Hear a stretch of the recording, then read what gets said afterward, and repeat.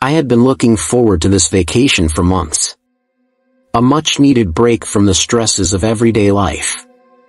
My plan was to relax and enjoy the beauty of the winter wonderland that the mountains had to offer.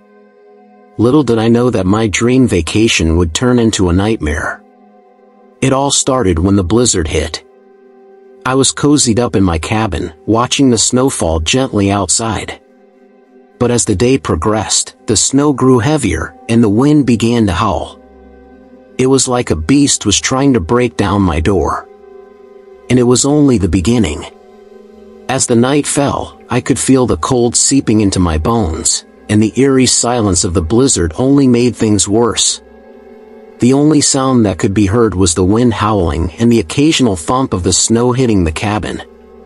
It wasn't long before I realized that something was off. The cabin that had been so warm and inviting earlier now seemed claustrophobic, and the snow that had been a beautiful sight to behold was now suffocating. I tried to distract myself with books and movies, but nothing seemed to shake the feeling of unease that had settled in my gut. As the hours ticked by, my anxiety grew, and my imagination began to run wild. I couldn't help but feel like I was being watched, and every creak and groan of the cabin sounded like footsteps approaching. I tried to shake off the feeling, but it was like a constant presence, lurking in the shadows. The blizzard raged on for what felt like an eternity. It wasn't until morning broke, and the snow finally began to let up, that I realized just how isolated I was. The cabin was buried beneath a mountain of snow, and I was completely cut off from the outside world. It was then that I realized the true horror of my situation. Trapped, alone, and with no escape. The blizzard had become my prison, and I was its helpless captive. As the hours turned into days, I began to lose track of time. The blizzard still raged on, and I was running low on supplies. Panic set in as I realized that I might not make it out alive. Every little sound sent my heart racing, and I found myself jumping at the slightest noise. The cabin, once a sanctuary, had become a nightmare. I couldn't escape the feeling of being watched, and the oppressive silence was driving me mad. It wasn't long before I began to see things that weren't there. Shadows moving on the wall, strange shapes in the corners of my vision. I was sure that I was losing my mind. Then, one night, as I huddled in my bed, trying to ward off the cold, I heard something scratching at the door. My heart pounded in my chest as the noise grew louder and more insistent.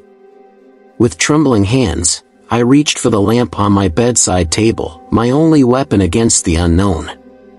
As I made my way towards the door, the scratching grew louder, and I could hear something snuffling and snorting on the other side. I hesitated, my mind racing with possibilities. Could it be a wild animal, or something even more sinister? In the end, curiosity got the better of me, and I flung open the door. And what I saw on the other side made my blood run cold. There, in the swirling snow, stood a figure. It was tall and gaunt, with hollow eyes that seemed to stare right through me. Its skin was a sickly gray color, and it was covered in frost and ice. For a moment, we just stood there, staring at each other. And then it spoke. Its voice was low and raspy, and it seemed to echo through the stillness of the blizzard. "Come with me," it said. "I have something to show you." I wanted to run, to hide, to do anything to escape that creature's grasp. But something held me in place, a strange compulsion that I couldn't explain. So I followed the figure into the storm, into the unknown. And I knew, deep down, that I would never be the same again. As I followed the figure, the snow whipped around us, stinging my face and blinding my vision. But I couldn't turn back now. Something about the creature drew me in, and I knew that I had to see where it was leading me. We walked for what felt like hours, the blizzard showing no signs of letting up. I was freezing, hungry, and terrified. But the figure never faltered, leading me deeper and deeper into the heart of the storm. Finally, we came to a clearing, and there, in the center of it, was a strange object. It was made of some sort of metal, and it pulsed with an otherworldly energy. The figure gestured towards it, and I could feel a strange compulsion taking over me once again. I stepped forward, drawn to the object like a moth to a flame. As I reached out to touch it, everything went black.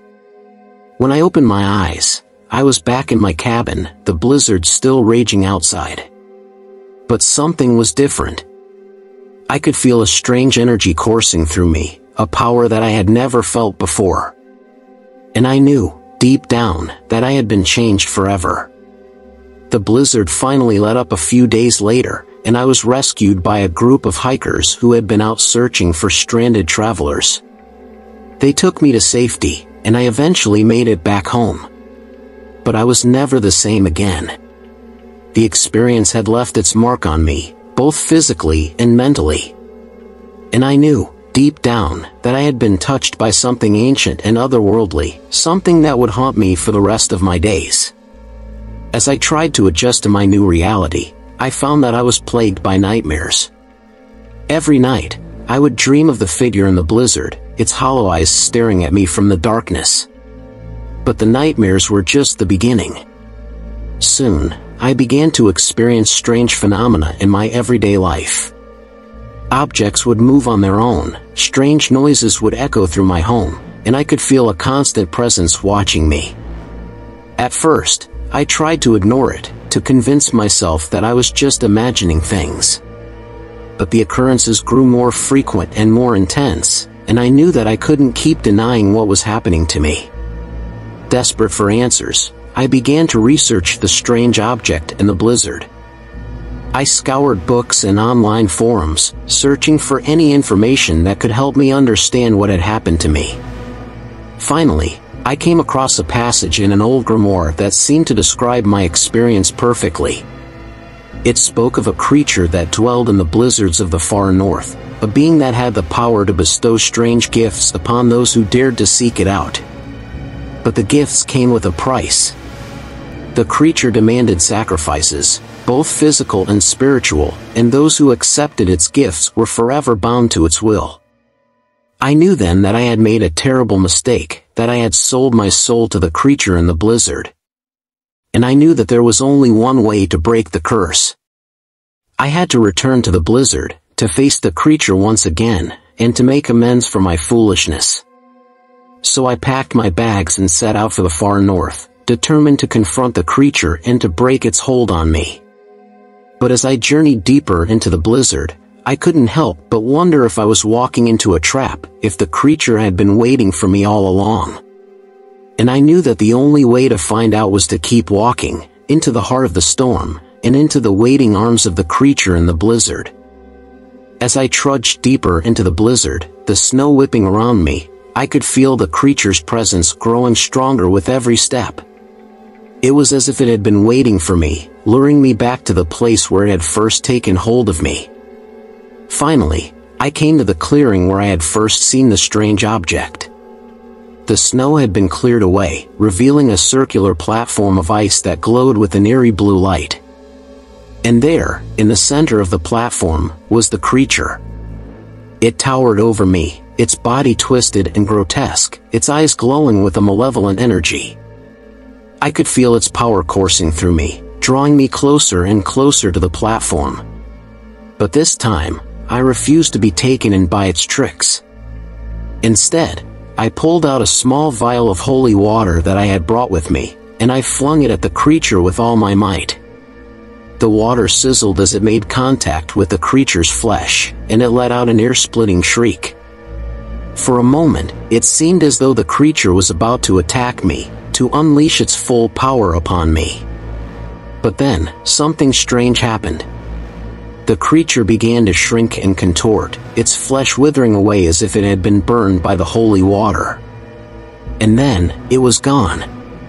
All that remained was the circular platform of ice, now cracked and shattered, and a strange sense of peace that settled over me like a warm blanket. I knew then that the curse had been lifted, that I was finally free of the creature's grasp.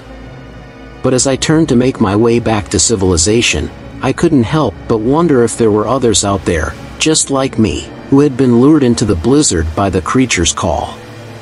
And I knew that if there were, it was up to me to warn them, to tell them of the danger that lurked in the heart of the storm. For I had seen the face of true horror, and I knew that it was a fate that no one should have to endure. As I made my way back to civilization, I felt a sense of relief wash over me.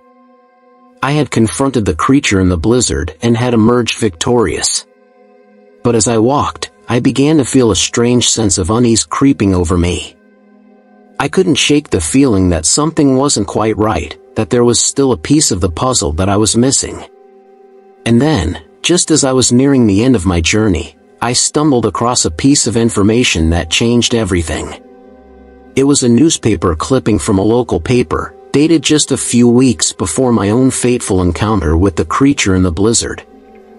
The article detailed the mysterious disappearance of a group of hikers in the same area where I had ventured. As I read the article, I realized with a sickening feeling in my stomach that the hikers had likely fallen prey to the very same creature that I had encountered. And I knew then that my victory over the creature had come at a terrible price, that the lives of others had been lost to satisfy its hunger. But the twist didn't end there. As I continued to delve deeper into the mystery of the creature in the blizzard, I discovered something even more shocking.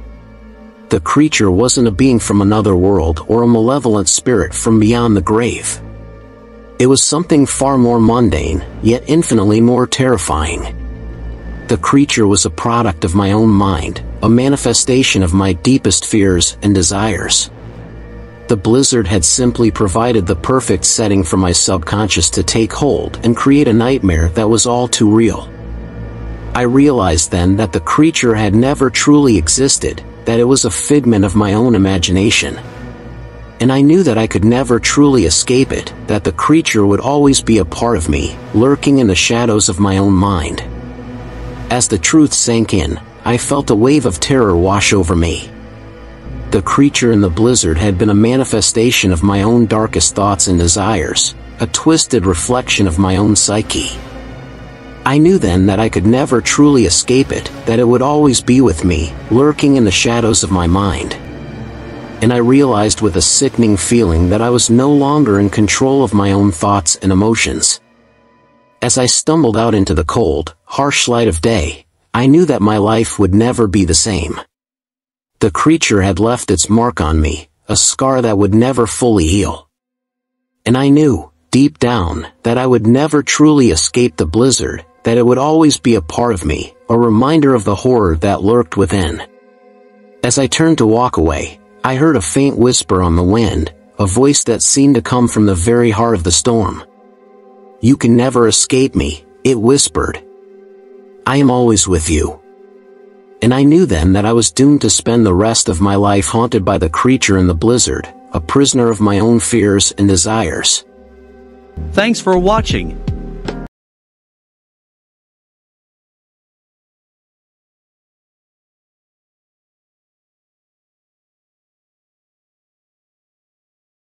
Information with you. Don't forget to click the notification bell so you never miss an upload. Thank you again for tuning in, and we'll see you in the next video.